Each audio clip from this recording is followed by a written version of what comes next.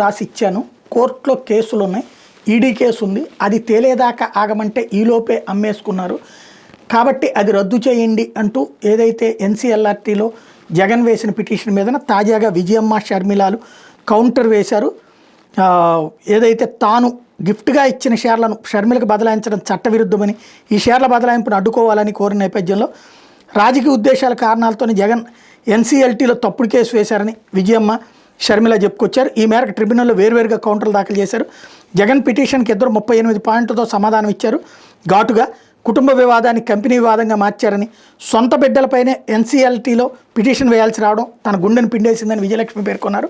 2019 August 31వ తేదీన కుటుంబం మధ్య జరిగిన మెమోరాండమ్ ఆఫ్ అగ్రిమెంట్ ఎంఓయూ మేరకు సరస్వతి పవర్ షేర్ల బదలాయింపు జరిగిందన్నారు. కుటుంబ సభ్యుల మధ్య జరిగిన ఎంఓయూలో ఎన్సీఎల్టీ జోక్యం చేసుకోజాలదన్నారు. షేర్ల బదలాయింపు అంతా చట్ట ప్రకారమే జరిగిందని వెల్లడించారు. ఎన్సీఎల్టీని తప్పుదారి పట్టించేలా జగన్ రాజకీయ ప్రేరిత వ్యాజ్యం వేశారని తల్లి కుమార్తెలు పేర్కొన్నారు.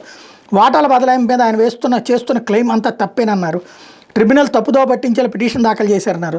చట్టబద్ధంగా జరిగిన ఎంఓయూ మీద వాస్తవాలు వివరిస్తూ తాము పొందుపరిచిన సాక్ష్యాధారాలను పరిశీలించి ఆదేశాలు జారీ చేయాలని ఎన్సీఎల్టీని అభ్యర్థించారు. ఇది మార్చి 6కు వాయిదా పడింది.